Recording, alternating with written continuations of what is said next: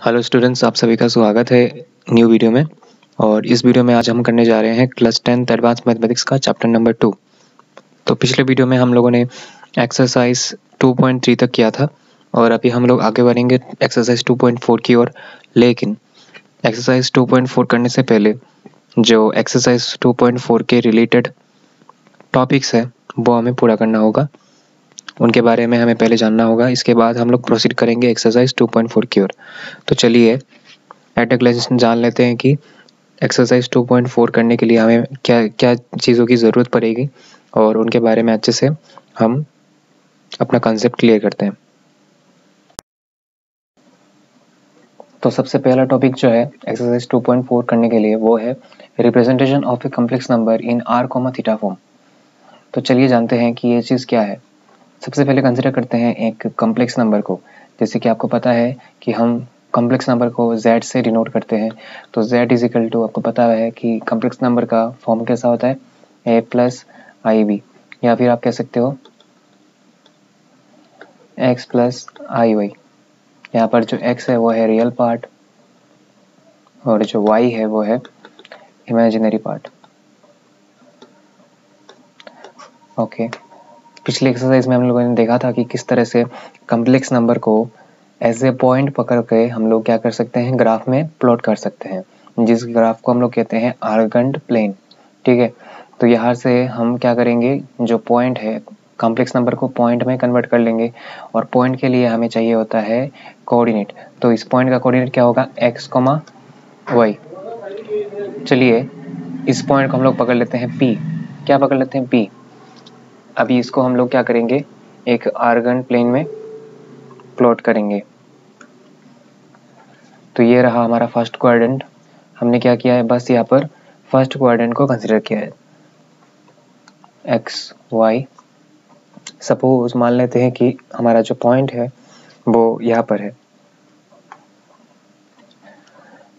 P और इसका coordinate क्या है, x, y। तो ये जो इसका कोऑर्डिनेट है x, y, इसका मतलब क्या है कि ओरिजिन से हम हमेशा जर्नी कैसे शुरू करते हैं, ओरिजिन से। ग्राफ में हम लोग ओरिजिन से जर्नी शुरू करते हैं। ये जो x है, ये जो x है, ये x डिस्टेंस, ये कहाँ पे ट्रेवल करेगा, ऑब्वियसली x एक्सिस पर। तो चलिए मान लेते हैं कि 0 से ओरिजिन से इसने x एक्सिस के ऊपर इतना ट्रेवल किया और फिर y का मतलब होता है कि y एक्सिस पे जो डिस्टेंस है। तो चलिए मान लेते हैं कि y एक्सिस पे सपोज इसने इतना डिस्टेंस कवर किया। तो यहाँ पे हमने क्यों दिया, ये जो लाइन हमने ड्रॉ किया है यहाँ पे ड्रॉ क्यों किया है, ये तो यहाँ पे होना चाहिए था, नहीं, क्योंकि x एक्सिस पे ये ऑलरेडी इतना तक जर्नी कर चुका है और ये जो लाइन है ये y एक्सिस के साथ पैरेलल है। तो हम लोग इसको ऐसे मान के चलेंगे कि यहाँ पर जो जर्नी हम लोग कर रहे हैं उतना ही जर्नी हम लोग y एक्सिस में ही कर रहे हैं। ठीक है, तो इसको हम लोग यहाँ तक जाएंगे और जाने के बाद जो पॉइंट मिलेगा वही होगा हमारा डेस्टिनेशन और वही है हमारा x, y यानी p। तो इसको हमने ज्वाइन कर दिया, इसको भी चलिए अच्छे से हम लोग क्या कर लेते हैं, ज्वाइन कर लेते हैं और फिर इसे ज्वाइन कर देते हैं। तो यहाँ पर जो एंगल है वो ऑब्वियसली क्या है, 90 डिग्री है। इसको हम लोग मान लेते हैं m और ये जो डिस्टेंस है हमारा कितना है, x और ये डिस्टेंस है y और इसको मान लेते हैं r। अभी हमें पता है राइट एंगल ट्रायंगल में किसका प्रॉपर्टी लगता है, पाइथागोरस का। और पाइथागोरस का थ्योरम हमें क्या कहता है कि hypotenuse square is equal to base square plus altitude square. तो चलिए यहाँ पर हम लोग पाइथागोरस का थ्योरम अप्लाई करते हैं। From triangle POM we have r square is equal to x square plus y square। तो r is equal to क्या होगा, square root of x square plus y square। Okay, लेकिन हमने पिछले exercise में क्या हुआ है कि कॉम्प्लेक्स नंबर का जब मॉड्यूलस निकालते हैं तो इसका एक्सप्रेशन क्या होता है, x square plus y square। तो देखिए इसका राइट हैंड साइड और इसका राइट हैंड साइड दोनों सेम है, इसका मतलब है कि r और z दोनों, z मॉड्यूलस दोनों क्या है, सेम है। तो ये जो एक्सप्रेशन है ये असल में क्या है, ये कॉम्प्लेक्स नंबर के मॉड्यूलस का एक्सप्रेशन है। तो हम लोग ऐसे मान के चलेंगे कि जो r है वही हमारा क्या है, कॉम्प्लेक्स नंबर का मॉड्यूलस है। अभी चलिए हम कंसीडर करते हैं कि यहाँ पे सपोज एक एंगल बना रहा है, ये जो हमारा हाइपोटेनस है यानी आर है, ये क्या कर रहा है, बेस के साथ थीटा डिग्री एंगल क्रिएट कर रहा है। अभी यहाँ पे जो एक्स और वाई है उसको हम लोग कोशिश करेंगे कि थीटा के टर्म्स में लिखें। किसके टर्म्स में लिखें? थीटा के टर्म्स में लिखने की कोशिश करेंगे। तो चलिए अभी इस चीज़ को थीटा के टर्म्स में लिखने के लिए हमें यहाँ पर ट्रिग्नोमेट्री का सहारा लेना पड़ेगा, ठीक है, क्योंकि ट्रिग्नोमेट्री का यूज़ बिना किए हम लोग क्या नहीं कर सकते। किसी राइट एंगल ट्राइंगल में हम लोग एक्स और वाई क्या चीज़ है, एक्स और वाई जो है वो यहाँ पर बेस है और ऑल्टीट्यूड है। बेस और ऑल्टीट्यूड को हम लोग कभी भी थीटा के टर्म्स में कन्वर्ट नहीं कर सकते without taking the help of trigonometry. चलिए नेक्स्ट यहाँ पर हम लोग ट्रिग्नोमेट्री का सहारा लेंगे। तो सबसे पहले हम लोगों को क्या करना है, एक्स को आर और थीटा के टर्म्स में कन्वर्ट करना है। तो एक्स और आर का क्या रिलेशन है, एक्स यहाँ पर क्या है, बेस है, और आर क्या है, हाइपोटेनस है। तो बेस और हाइपोटेनस के बीच में क्या रिलेशन होता है, कॉस का। तो हम लोग लिखेंगे हेयर कॉस, एंगल क्या है हमारा, theta, cos theta is equal to base by hypotenuse मतलब एक्स बाय आर। तो एक्स हमें एक्स निकालना है, तो एक्स इज इक्वल टू क्या होगा, आर कॉस थीटा। इसके बाद उसी तरह से वाई और आर के बीच में क्या रिलेशन है, वाई और आर के बीच में ये रिलेशन है कि perpendicular by hypotenuse. Perpendicular by hypotenuse का रिलेशन क्या है, sine theta is equal to perpendicular by hypotenuse. तो यहाँ पर हमें y निकालना है, तो y इज इक्वल टू क्या होगा, आर साइन थीटा। इस चीज़ को हम लोग इसमें बिठा देंगे, तो z is equal to x की जगह पे बिठेगा आर कॉस थीटा प्लस यहाँ पर बिठेगा आई, और आई तो है यहाँ पर आर साइन थीटा। आर को हम लोग कॉमन ले लेंगे, अंदर से क्या रहेगा, cos theta plus i sine theta. तो ये जो फॉर्म है इसी फॉर्म को बोलते हैं पोलर फॉर्म। क्या बोलते हैं, polar form of complex number. और यहाँ पे जो आर और थीटा है इनको एक साथ कहा जाता है पोलर कोऑर्डिनेट्स। क्या कहते हैं, पोलर कोऑर्डिनेट्स। आर और थीटा को एक साथ कहा जाता है पोलर कोऑर्डिनेट्स। तो ये हो गया हमारा representation of complex number in R comma theta form, या फिर आप ऐसा भी कह सकते हो कि इन पोलर फॉर्म। क्या फॉर्म में, पोलर फॉर्म। नेक्स्ट चलेंगे हम लोग थीटा के बारे में बात करने के लिए। तो थीटा क्या चीज़ है, theta means angle made by the hypotenuse with the base in Argand plane, ठीक है। इसका दो नाम है, एक है आर्ग्यूमेंट और दूसरा नाम है एम्पलीट्यूड। दो नाम है इसका। तो एम्पलीट्यूड और आर्ग्यूमेंट निकालने का क्या फॉर्मूला है, पहला फॉर्मूला देखिए ये चीज़ है, ये रहा हमारा ट्राइंगल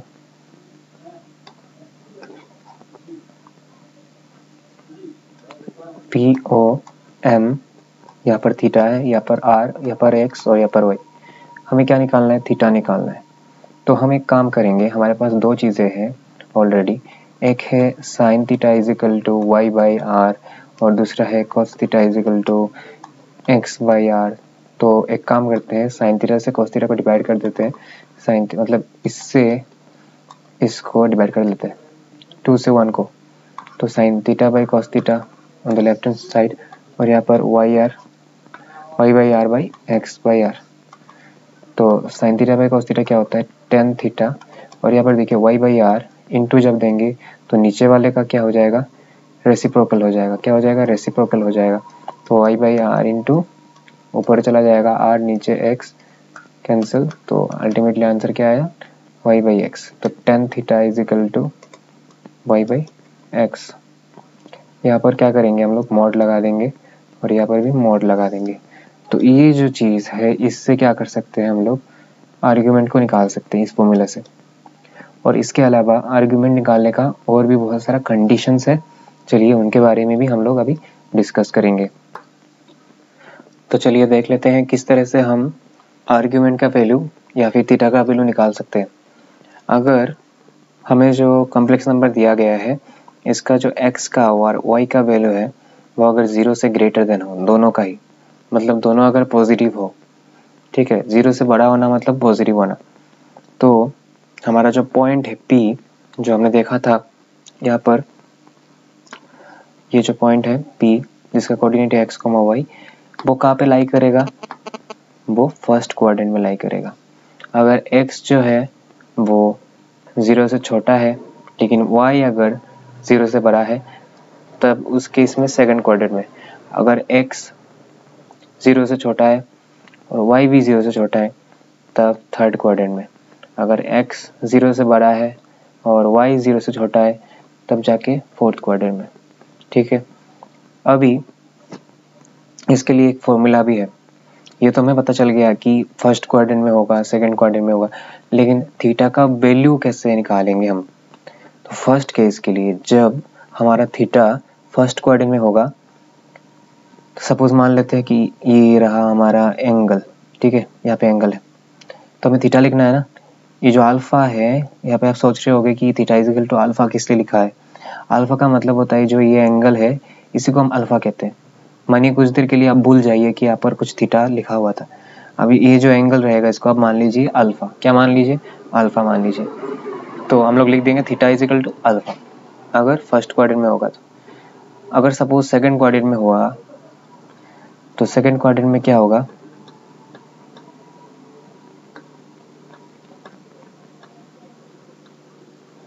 यहाँ पे सपोज सेकंड क्वाड्रेंट में तो एंगल कितना बनेगा, ये वाला एंगल बनेगा।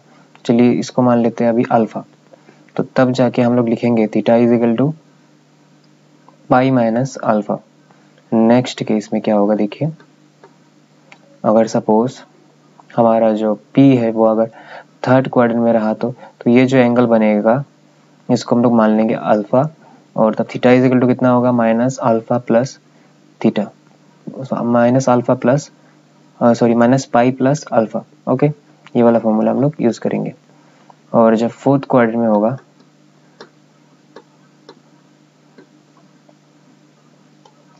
फोर्थ क्वाड्रेंट में तब जाके हम हमारा जो अल्फा होगा वो होगा ये, और फॉर्मूला क्या होगा थीटा निकालने का, माइनस ऑफ अल्फा।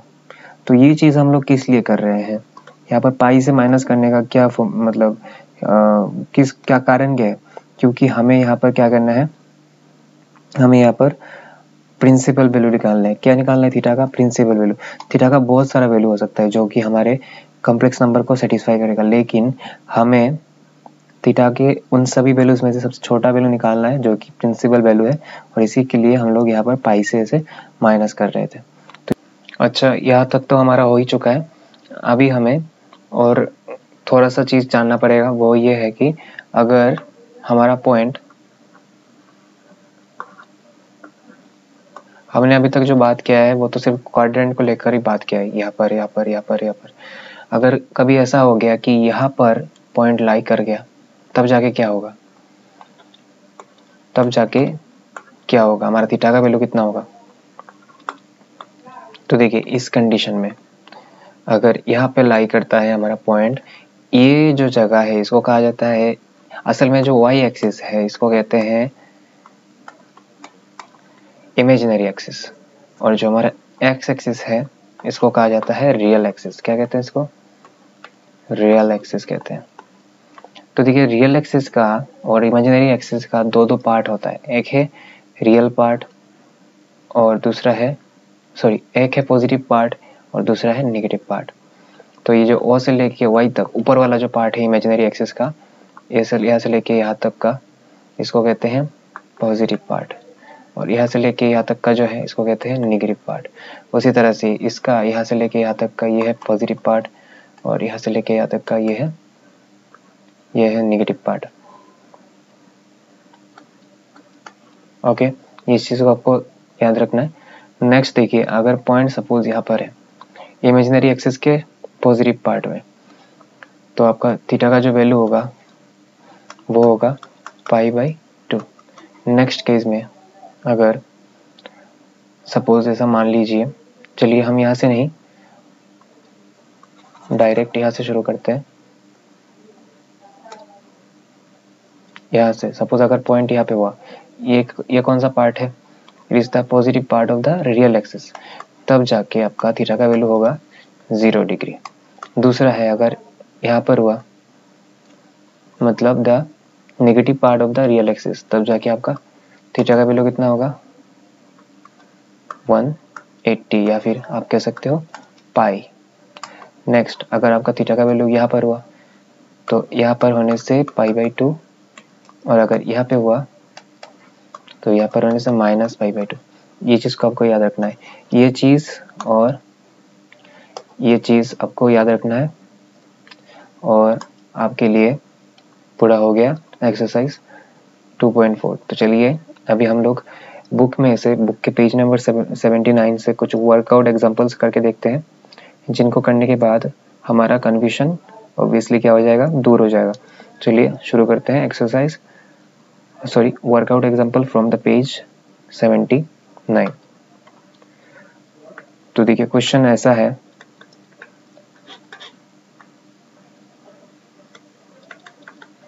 जिसमें हमें कहा जा रहा है कि find the modulus and determine the modulus and amplitude of each of the complex number. तो एम्पलीट्यूड और आर्ग्यूमेंट दोनों सेम चीज़ है। इसका मतलब क्या होता है, मैंने आपको समझाया था, थीटा।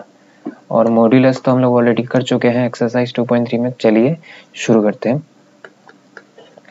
तो देखिए यहाँ पर हमें जो कॉम्प्लेक्स नंबर दिया गया है वो है 3i। तो इसको हम लोग लिखेंगे let z is equal to 3i। तो यहाँ पे हम लोग देख पा रहे हैं कि यहाँ पर बस इमेजिनरी पार्ट दिया गया है, क्योंकि i लिखा हुआ है, लेकिन जो रियल पार्ट है वो नहीं है। तो रियल पार्ट को 0 पकड़ लेंगे, 0 + 3i। अभी हम लोग क्या करेंगे, इसको पॉइंट फॉर्म में लिखेंगे, यानी कोऑर्डिनेट फॉर्म में 0,3, और इसको पकड़ लेंगे हम लोग p। तो यहाँ पर देख पा रहे हैं कि जो x है वो 0 है, सिर्फ y है। तो इस कंडीशन में हमारा पॉइंट कहाँ पे लाई करेगा, ऐसा कंडीशन जब होगा जब x 0 होगा और सिर्फ y रहेगा, तो आपको क्या करना होगा, फर्स्ट ऑफ ऑल आपको देखना होगा कि y का वैल्यू क्या है, पॉजिटिव है या फिर नेगेटिव है। अगर पॉजिटिव है तो आपको सोच लेना है कि आपका पॉइंट कहाँ पे लाई करेगा, यहाँ पर, the positive part of the y axis. और अगर नेगेटिव है तो आपको सोच लेना है कि आपका पॉइंट लाई करेगा यहाँ पर, in the negative part of the y axis. y axis का दूसरा नाम क्या है, इमेजिनरी एक्सिस। तो हम देख पा रहे हैं कि हमारा यहाँ पर जो y कोऑर्डिनेट है इसका वैल्यू कितना है, पॉजिटिव है और 3 है। तो लिखेंगे which lies in the positive part of y axis का दूसरा नाम क्या है, इमेजिनरी एक्सिस। तो देयरफॉर आर्ग्यूमेंट या फिर जो एम्पलीट्यूड दिया गया है एक ही बात है, of z is equal to theta is equal to, हम लोग आर्ग्यूमेंट को किस चीज़ से डिनोट करते हैं, थीटा से। थीटा इज इक्वल टू कितना होगा, ये देखिए यहाँ पर हम लोगों ने लिख के रखा है, जब यहाँ पे होता है तो π/2 होता है। कितना होता है, π/2। तो हम लोग लिखेंगे थीटा का वैल्यू कितना है, π/2। हमने आर्ग्यूमेंट तो निकाल दिया है, अभी हमें मॉड्यूलस भी निकालना होगा। तो मॉड्यूलस कैसे निकालेंगे, मॉड का साइन क्या है, इस तरह से modulus of z is equal to formula क्या है, x² + y²। तो यहाँ पर x कोऑर्डिनेट क्या है 0, 0² + y कोऑर्डिनेट क्या है 3² तो 0 का स्क्वायर करेंगे तो 0 ही रहेगा, 3 का स्क्वायर है 9, और 9 का स्क्वायर रूट करेंगे तो फिर से 3 आ जाएगा। तो यही है हमारा वैल्यू। नेक्स्ट चलेंगे क्वेश्चन नंबर 2 की ओर। क्वेश्चन नंबर 2 देखिए, -4i। तो इसको भी वैसे ही करना है, let z is equal to -4i। इसको लिख सकते हैं, देखिए यहाँ पर सिर्फ इमेजिनरी पार्ट है, रियल पार्ट नहीं है। तो इसको हम लोग ऐसे लिखेंगे 0+, यहाँ पे बीच में हमेशा प्लस रहना चाहिए, तो इसीलिए i देकर ब्रैकेट के अंदर -4 लिख देंगे। तो ये देखिए कौन से फॉर्म में आ गया, x + i y फॉर्म में आ गया। तो इसको अभी पॉइंट फॉर्म में लिखेंगे 0, -4। इस पॉइंट का नाम क्या है, p, which lies in, आप बताइए कि इसमें ये पॉइंट जो है कहाँ पे लाई करेगा। यहाँ पर भी y x जो है वो 0 है, दैट मीन्स ये पॉइंट, और जो हमारा y कोऑर्डिनेट है वो है -4। तो y कोऑर्डिनेट है, x कोऑर्डिनेट नहीं है, इसका मतलब है कि वो y एक्सिस में ही लाई करेगा। लेकिन y एक्सिस के कौन से पार्ट में, क्योंकि ये वाला निगेटिव है, दैट मीन्स वो y एक्सिस के निगेटिव पार्ट में ही लाई करेगा, विच lies in the negative part of y axis का दूसरा नाम क्या है, इमेजिनरी एक्सिस। ओके, तो देयरफॉर जो आर्ग्यूमेंट होगा, हमने देखा था कि निगेटिव पार्ट में होने से y एक्सिस का क्या होता है, -π/2 लिखेंगे। देयरफॉर आर्ग्यूमेंट या फिर एम्पलीट्यूड भी लिख सकते हो of z is equal to theta is equal to कितना होगा, -π/2। अभी क्या निकालना है, हमें मॉड्यूलस निकालना है, and modulus of z is equal to square root of, देखिए यहाँ पर x जो है वो 0 है और y की जगह पे क्या है, -4 स्क्वायर, तो वो तो 0 हो जाएगा। -4 का स्क्वायर करने से कितना होगा, 16 का स्क्वायर रूट कितना है, 4। तो ये है हमारा आंसर। चलते हैं नेक्स्ट क्वेश्चन में, क्वेश्चन नंबर 3 में, जिस 3 में दिया गया -7, तो इसको भी लिखेंगे लेट z इजिकल टू -7। यहाँ पर रियल पार्ट है लेकिन इमेजिनरी पार्ट नहीं है, तो इसको हम ब्रैकेट में लिखेंगे प्लस i इंटू 0। तो इसको पॉइंट फॉर्म में लिखते हैं -7, 0। इसको p पकड़ लेंगे। अभी देखिए हमारा x है लेकिन y नहीं है, तो मतलब x एक्सिस में लाई करेगा, लेकिन x का वैल्यू माइनस है, इसलिए हम बोलेंगे कि x के कौन से पार्ट में, x के नेगेटिव पार्ट में, which lies in the negative part of x axis का दूसरा नाम क्या है, रियल एक्सिस। तो देयरफॉर आर्ग्यूमेंट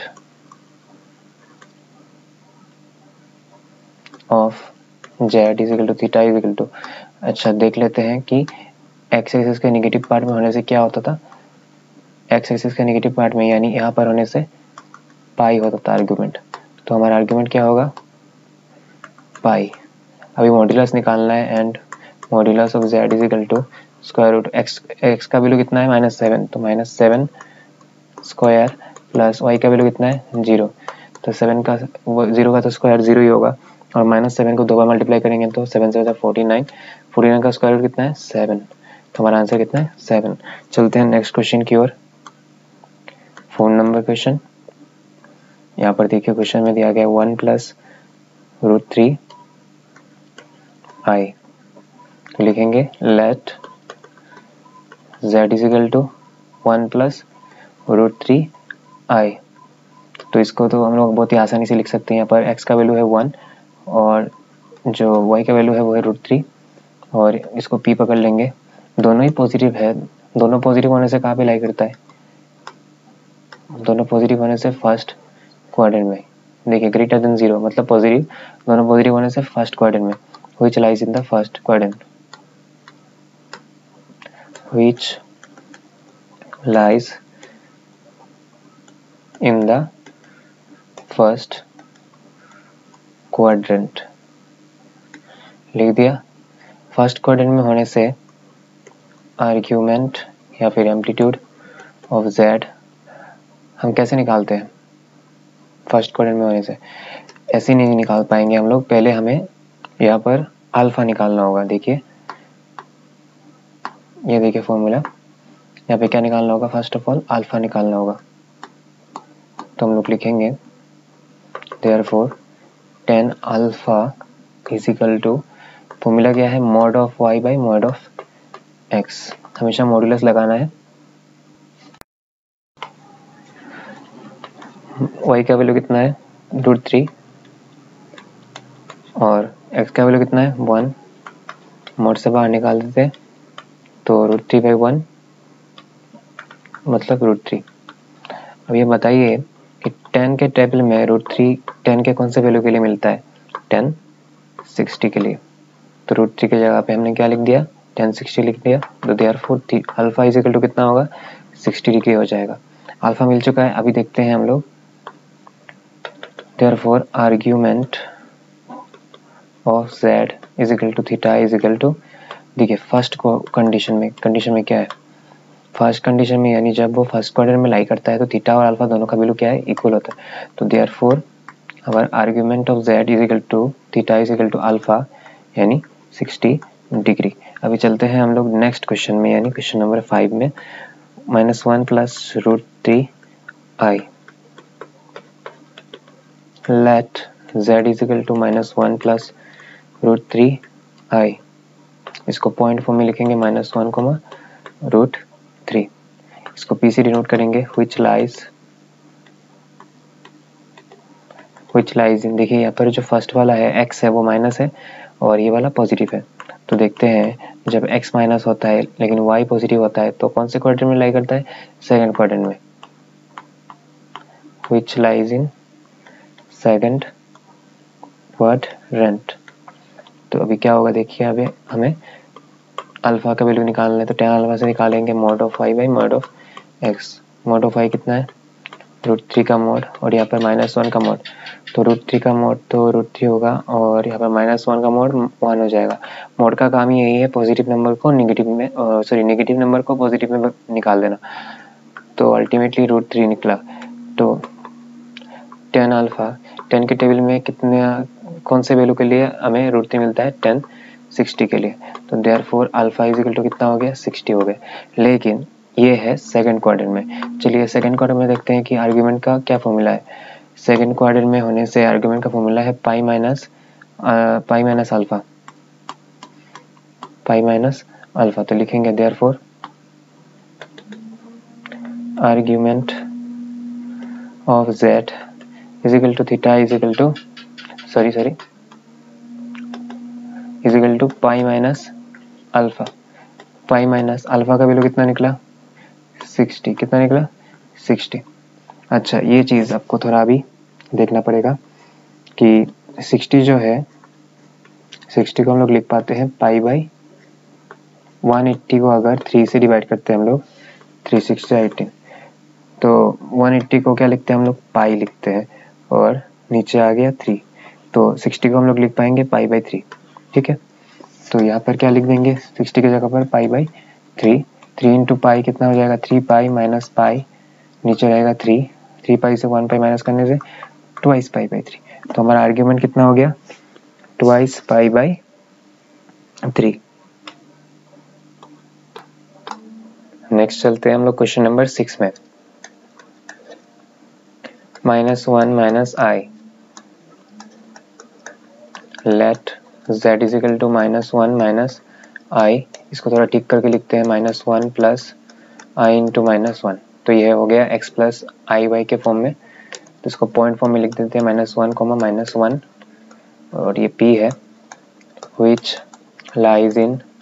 दोनों जब माइनस हो जाता है, दोनों सब जब 0 से छोटे होते हैं तो थर्ड क्वाड्रेंट में लाई करता है और इसका एम्पलीट्यूड का वैल्यू कितना है? -पाई प्लस अल्फा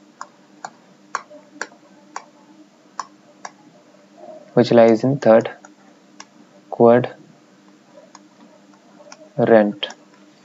अभी हमें tan अल्फा का वैल्यू निकालना होगा। tan alpha is equal to mod of y by mod of x। mod of y मतलब mod ऑफ -1 और mod ऑफ x मतलब mod ऑफ -1। तो 1/1 अल्टीमेटली 1। तो tan के कौन से वैल्यू के लिए 1 होता है? tan के टेबल में 10 45 के कारण। तो अल्फा इज इक्वल टू कितना होगा? 45 होगा। तो देखिए 45 जो है उसको हमें पाई के टर्म्स में लिखना होगा। चलिए 45 से हम लोग 180 को डिवाइड करते हैं। 45 4 ज़ा 180। तो that means 45 is equal to कितना होगा? Pi by 4। क्या होगा?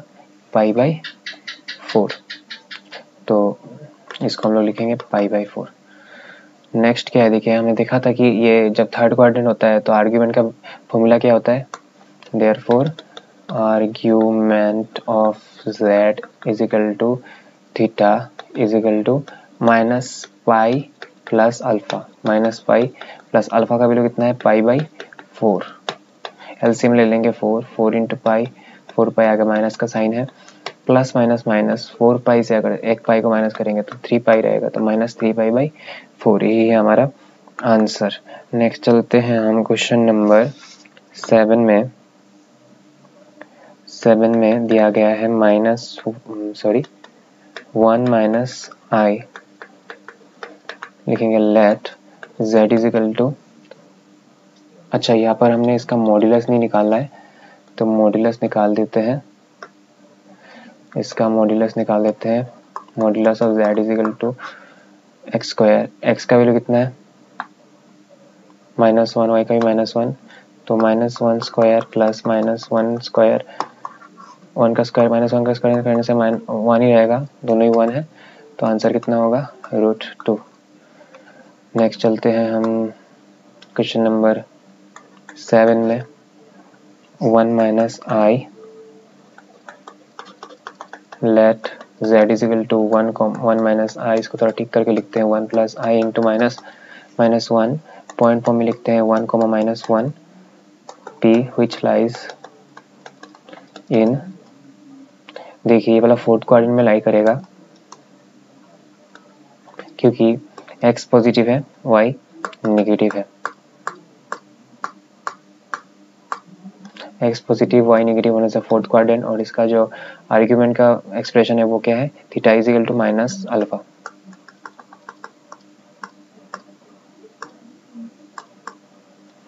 तो therefore tan alpha is equal to mod of y by mod of x, mod of y मतलब -1 mod ऑफ -1 और नीचे रहेगा 1, तो mod ऑफ -1 मतलब 1 बाई 1 इज इक्वल टू कितना होगा 1, तो 10 के टेबल में कब 1 होता है 10 45, तो alpha is equal to 45, therefore alpha is equal to 45 का मतलब क्या था, कितना होता है π/4। नेक्स्ट, तो therefore argument of z is equal to theta कितना होता है माइनस अल्फा, तो माइनस ऑफ π/4 कितना होगा, माइनस ऑफ π/4। अभी निकालना है modulus of z is equal to, यहाँ पर x में है 1 और y में है -1, 1 स्क्वायर प्लस -1 स्क्वायर, 1 का स्क्वायर करने से 1, -1 का स्क्वायर करने से भी 1 रहेगा, तो अल्टीमेटली आंसर कितना आ रहा है √2। तो होप आपको जो आर्ग्यूमेंट निकालना है उसके बारे में आपका जो कॉन्सेप्ट है वो थोड़ा बहुत क्लियर हो चुका होगा। नेक्स्ट, अब हम देखेंगे कुछ प्रॉपर्टीज जो कि रिलेटेड है एम्पलीट्यूड के साथ, एम्पलीट्यूड या फिर आप कह सकते हो आर्ग्यूमेंट के साथ। तो फर्स्ट प्रॉपर्टी है for a complex number z, suppose z क्या है, हमारे पास एक कम्प्लेक्स नंबर है, तो उसके लिए लिख सकते हैं कि एम्पलीट्यूड ऑफ उसका जो कॉन्जुगेट है, उसके कॉन्जुगेट तो आपको पता ही होगा कि z is equal to a plus i y, या फिर z is equal to x plus i y आपका कॉम्प्लेक्स नंबर है, और उसका जो कॉन्जुगेट है हम लोग उसको ऐसे लिखते हैं, बस बीच में क्या करते हैं साइन को चेंज कर देते हैं, उसको कहते हैं कॉन्जुगेट। तो उसके कॉन्जुगेट का जो एम्पलीट्यूड होगा वो उसके कॉन्जुगेट के सामने अगर आप माइनस लगा देते हो तो उसके बराबर होगा, मतलब the amplitude of conjugate of a complex number is equal to minus of negative of the amplitude of the complex number, the amplitude of conjugate of the complex number is equal to the negative of amplitude of the given complex number। next होता है the amplitude of product of two complex numbers। Suppose आपको दो complex number दिया गया है z1 and z2, दोनों का product करते हो, मल्टीप्लाई करते हो और उनका एम्पलीट्यूड निकालते हो, तो उनका जो एम्पलीट्यूड है वो फर्स्ट वाले का और सेकंड वाले के एम्पलीट्यूड के सम के बराबर होगा। नेक्स्ट वाला है कोएफिशिएंट का रूल। सपोज आपके पास दो आपके पास कॉम्प्लेक्स नंबर है, आप क्या करते हो, एक से दूसरे को डिवाइड कर देते हो, सपोज सेकंड वाले से फर्स्ट वाले को डिवाइड करते हो और उसका आप एम्पलीट्यूड निकालते हो, तो आप देखोगे कि फर्स्ट वाले का जो एम्पलीट्यूड है उससे सेकंड वाले का एम्पलीट्यूड का क्या होगा, डिफरेंस के बराबर होगा ये चीज़। ओके, इसको हम लोग अगर स्टेटमेंट में कहें तो कैसे कहेंगे, the amplitude of the coefficient of two complex numbers is equal to the amplitude the difference of their amplitudes, individual amplitudes, मतलब दोनों के एम्पलीट्यूड के डिफरेंस के बराबर होगा ये चीज़। तो ये तीनों प्रॉपर्टी आपको याद रखना है। लेंगे एक्सरसाइज 2.4 में। फर्स्ट क्वेश्चन ऑफ एक्सरसाइज 2.4 जिसमें कहा गया है determine the amplitude of each of the following complex number. इसमें क्या करना है, हमें एम्पलीट्यूड निकालना है। तो यहाँ से हमें जो जिस टाइप का, देखिए पहले जो वर्कआउट एग्जाम्पल था उसमें हमने बहुत सारा हमने कर लिया है ऑलरेडी, लेकिन यहाँ पे जो थोड़ा यूनिक टाइप का है, अलग सा है, वही मैं करने वाला हूँ। जैसे कि बी वाला है, बी नंबर, जिसमें कहा जा रहा है 1/1/1+i।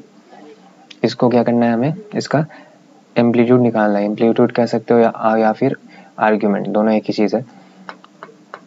तो सबसे पहले हम लोग डिनोट करेंगे let z is equal to 1/1+i। Okay, इसको पहले क्या करना है, हमें a प्लस आई बी में कन्वर्ट करना है, a plus i b form, या फिर आप कह सकते हो x plus i y form में कन्वर्ट करना है।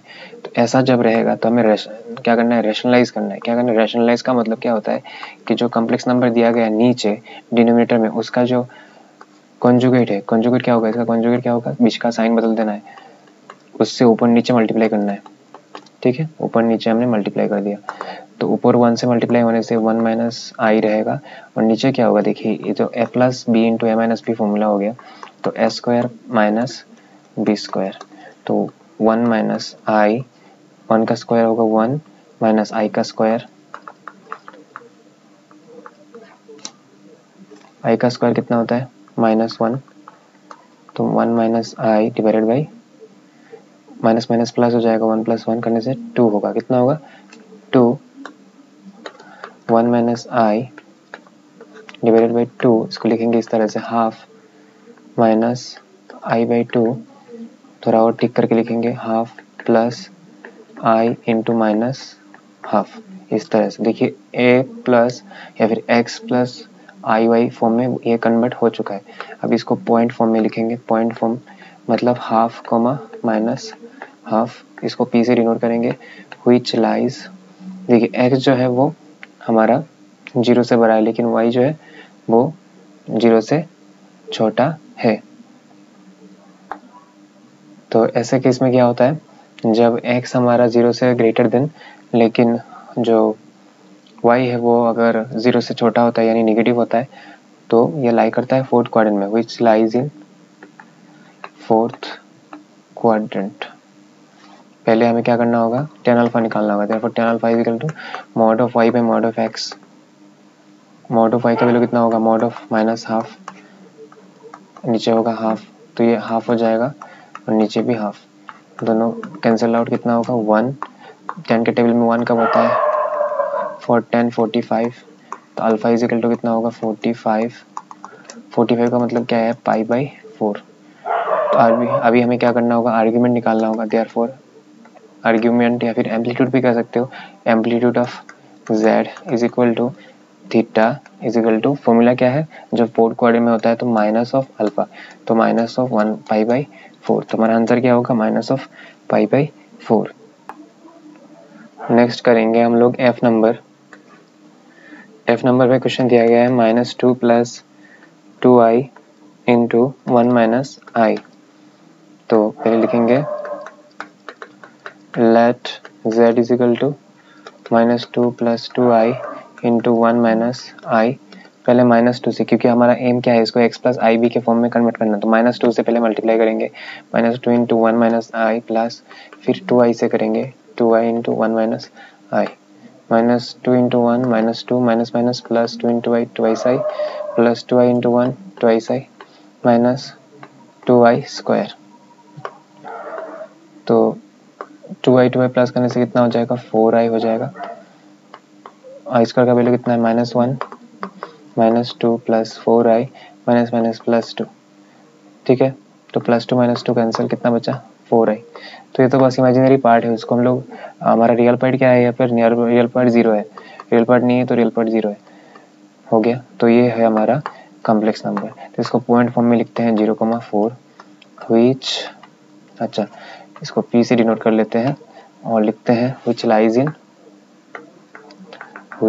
lies in अभी अब बताइए अच्छे से इसको देख के, x 0 है लेकिन y जो है वो पॉजिटिव है, दैट मीन्स जो आपका पॉइंट है वो y के पॉजिटिव पार्ट में लाई करता है, यानी हम लोग लिखेंगे which lies in the positive part of y का दूसरा नाम क्या है, इमेजिनरी एक्सिस, इमेजिनरी एक्सिस।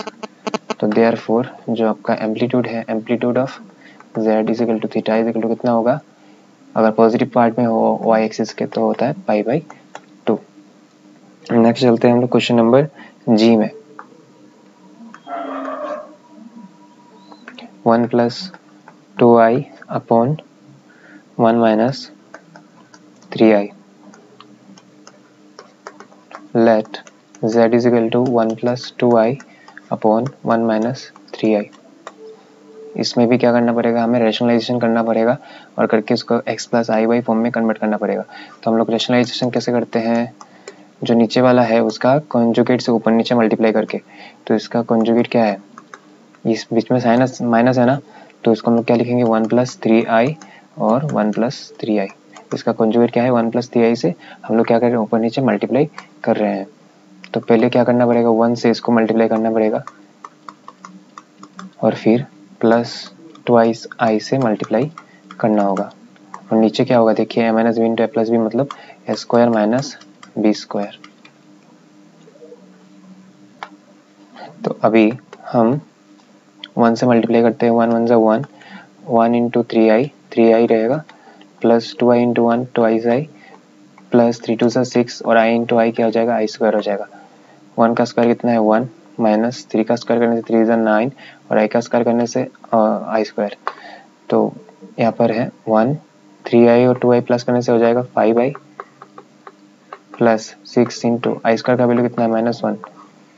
उसी तरह से यहाँ पर भी 1 - 9 जो है और यहाँ पर i² का वैल्यू कितना है -1। यहाँ पे रहेगा 1 5i प्लस माइनस माइनस 6 1 से 6 1 minus minus plus 5i 1 - 6 plus 5i divided by 9 और 1 प्लस करने से कितना होता है 10। 6 से 1 माइनस कर देंगे तो -5 रहेगा प्लस 5i। अब एक काम करते हैं, हम यहाँ से +5 को कॉमन ले लेते हैं, अंदर बचेगा -1 प्लस i और नीचे यहाँ पर 10, 5 × 1 = 5, 5 × 2 = 10। अभी चलिए हाफ से मल्टीप्लाई कर देते हैं, half into -1 minus half plus half into i half i। तो ये हो गया a + ib के फॉर्म में। इसको पॉइंट फॉर्म में लिख देते हैं -1/2, हाफ। इसको p से डिनोट करते हैं विच लाइज इन, देखिए x आपका माइनस है लेकिन y जो है वो आपका पॉजिटिव है। ऐसे केस में हमारा p जो है वो कहाँ पे लाई करेगा, सेकंड क्वाड्रेंट में, which lies in second quadrant. पहले हम लोग क्या करेंगे, अल्फा निकालेंगे, tan alpha is equal to, क्योंकि यहाँ पर x और y दोनों है, कोई भी जीरो नहीं है, दैट्स वाई हम लोग को इस फॉर्मूला से करना पड़ेगा। तो mod of y by mod of x, mod of y मतलब y का वैल्यू कितना है हाफ, mod of हाफ और नीचे रहेंगे mod of -हाफ, तो कितना होगा हाफ बाई हाफ, दोनों कट जाएगा 1 होगा। तो 10 के टेबल में कब होता है, tan theta is equal to tan 45, तो अल्फा इज इक्वल टू कितना हो जाएगा 45 यानी π/4। तो लिखेंगे therefore amplitude of z is equal to theta is equal to, क्योंकि सेकंड क्वाड्रेंट में है तो सेकंड क्वाड्रेंट में थीटा निकालने का फॉर्मूला क्या है, पाई माइनस अल्फा। अल्फा कितना है π/4, 4 इंटू पाई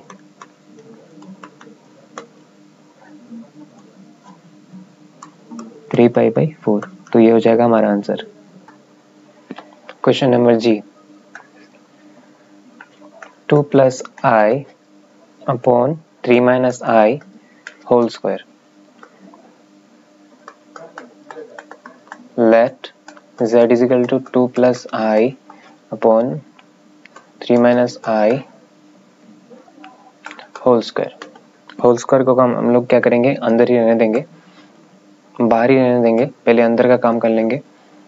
3 माइनस आई 2 प्लस आई। यहाँ पर भी हमें क्या करना होगा, रेशनलाइजेशन करना होगा इसके कॉन्जुगेट से। इसका कॉन्जुगेट क्या होगा, 3 प्लस आई, और ऊपर लिखेंगे 3 प्लस आई। तो नीचे देखिए क्या हो जाएगा, ए स्क्वायर माइनस बी स्क्वायर ए प्लस बी इंटू ए माइनस बी फॉर्मूला लग जाएगा। और ऊपर क्या होगा देखिए, 2 से एक बार 3 प्लस आई को मल्टीप्लाई करेंगे और फिर प्लस आई से 3 प्लस आई को मल्टीप्लाई करेंगे, ऊपर होल स्क्वायर।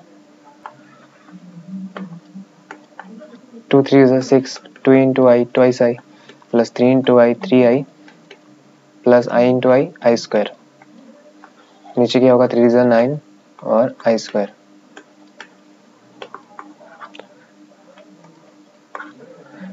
टू आई और 3i प्लस करने से 5i, 6 प्लस 5i, और i स्क्वायर का वैल्यू कितना है, -1।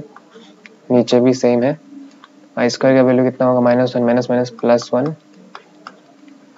5 6 से 1 माइनस करने से 5, 5 प्लस 5i, नीचे रहेगा 10। अभी एक काम करते हैं, दोनों में से 5 कॉमन ले लेते हैं, अंदर बचेगा 1 प्लस आई, और यहाँ पे 10, 5 1 से 5, 5 2 से 10। तो अभी क्या होगा देखिए, हाफ इंटू 1 प्लस आई, आई का मतलब क्या है, आई के आगे 1 है, तो हाफ से दोनों का मल्टीप्लाई करते हैं, half plus i into half. तो ये plus i b x plus i b i y form में आ गया है, तो इसको पॉइंट फॉर्म में लिखेंगे, हाफ कोमा हाफ, दोनों पॉजिटिव है, तो इसका मतलब क्या है, फर्स्ट क्वाड्रेंट में, which lies in first quadrant. तो अभी क्या करना है, हमें 10 अल्फा निकालना है, mod of y by mod of x. Mod of y क्या है, हाफ, और ये भी हाफ, तो कट जाएगा, क्या होगा, 1 होगा। तो 10 में कब 1 होता है, 10 45 के लिए, तो therefore alpha is equal to कितना हो जाएगा, 45। और फर्स्ट क्वाड्रेंट के लिए हमें पता है amplitude of z is equal to theta is equal to क्या होता है, अल्फा हो जाता है। तो 45 का मतलब कितना है, 4 पाई बाई 4। ठीक है, ये लिखने की कोई ज़रूरत नहीं है, इसको हम उठा देंगे, तो हमारा आर्ग्यूमेंट कितना हुआ, पाई बाई 4। नेक्स्ट क्वेश्चन है number 2, right the polar form of each of the complex numbers given below. तो हमें यहाँ पर कॉम्प्लेक्स नंबर दिया जाएगा और उनको हमें क्या करना है, पोलर फॉर्म में लिखना है। तो फर्स्ट क्वेश्चन है 1 प्लस आई, तो हम लोग लिखेंगे उसको let z is equal to 1 plus i. अभी थोड़ा आप याद कर लीजिए कि कॉम्प्लेक्स नंबर का अगर हमें ऐसा एक कॉम्प्लेक्स नंबर दिया जाए तो उसको हम पोलर फॉर्म में कैसे लिखेंगे, z is equal to r into cos theta plus i sine theta, इस तरह से लिखेंगे। और ये जो r है, r असल में क्या है, मॉड्यूलस है, x square plus y square. ठीक है, और थीटा को कैसे निकालेंगे हम लोग, इस फॉर्मूला से। थीटा तो क्या है, यहाँ पर एम्पलीट्यूड है ना, तो एम्पलीट्यूड निकालना तो हमें आता ही है। तो चलिए शुरू करते हैं। हमें क्या क्या ज़रूरत पड़ेगा, आर का और थीटा का ज़रूरत पड़ेगा। तो पहले हम क्या करते हैं, यहाँ पर थीटा निकाल देते हैं, एम्पलीट्यूड निकाल देते हैं। तो इसको ये देखिए already A plus i b form में है, x plus i y form में है, तो इसको पॉइंट फॉर्म में लिखते हैं 1,1। इसको पी से डिनोट करते हैं, ना करने से भी चलेगा, कोई बात नहीं है, दोनों पॉजिटिव है, तो which lies in first quadrant.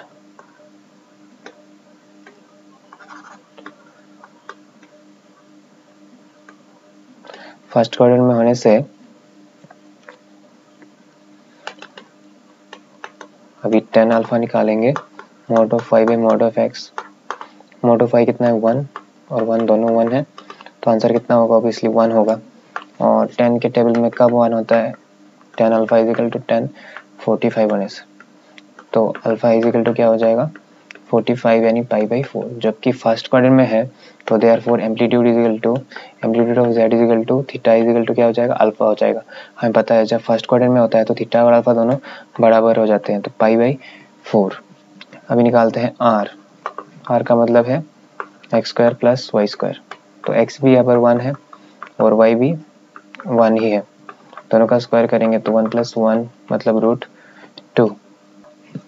तो अभी लिखेंगे therefore polar form of z is equal to r into cos theta plus i sine theta. r का वैल्यू कितना है, √2 है, और cos π/4 प्लस आई साइन π/4। तो इतना लिख देने के बाद हमारा जो कॉम्प्लेक्स नंबर है वो पोलर फॉर्म में कन्वर्ट हो चुका है। नेक्स्ट क्वेश्चन करेंगे हम लोग सी number 3 - 4i upon -1 into 1 + 7i। तो आपको पता है कि a to the power minus b equal to कितना होता है, 1/a to the power b। तो यहाँ पर जो है वही यूज होगा formula, let z is equal to 3 - 4i to the power -1 1 + 7i। तो ये जो है -1 दिया गया है ऊपर, तो ये क्या होगा, नीचे आ जाएगा 1/3 - 4i। और यहाँ पर 1 लिखने की कोई ज़रूरत नहीं है क्योंकि यहाँ पर b लिखा है, तो यहाँ पर 1 लिखना चाहिए था, लेकिन 1 लिखने की कोई ज़रूरत नहीं, पावर 1 का कोई महत्व नहीं होता।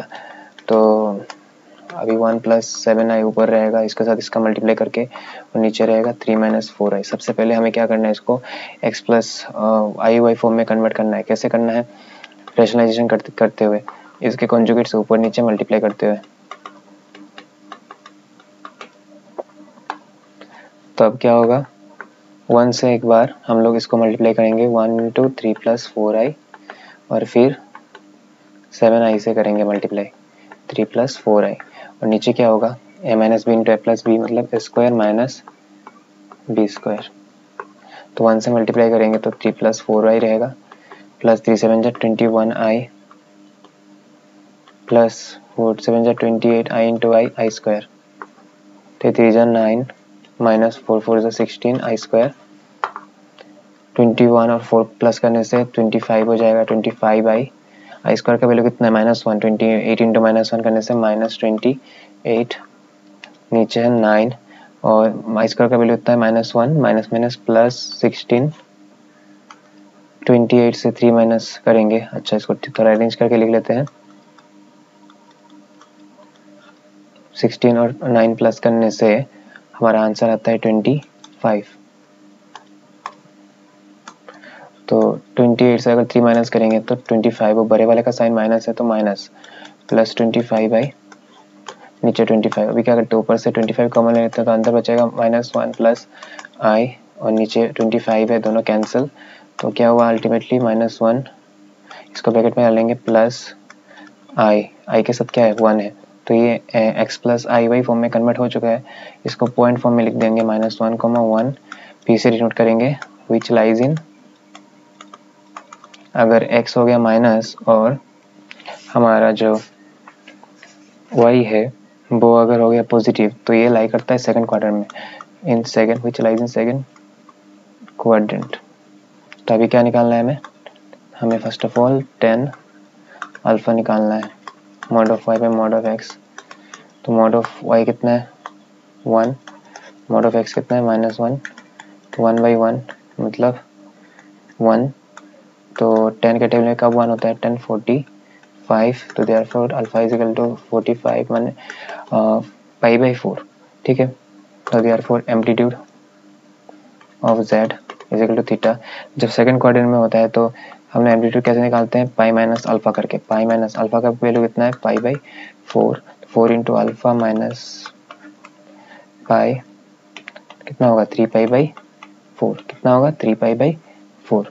तो हमें थीटा मिल चुका है, एम्पलीट्यूड मिल चुका है। अभी r चाहिए, r का वैल्यू क्या है, x² प्लस y² मतलब -1² प्लस 1²। तो क्या होगा अल्टीमेटली 1 + 1 मतलब √2, कितना होगा, √2 होगा। तो लिखेंगे therefore polar form of z is equal to r into cos theta plus i sine theta. r कितना है, √2, कॉस थीटा का वैल्यू कितना है, 3π/4 plus i sine 3π/4। Two into cos 3π/4 plus i into sine 3π/4, यही हमारा रिक्वायर्ड पोलर फॉर्म।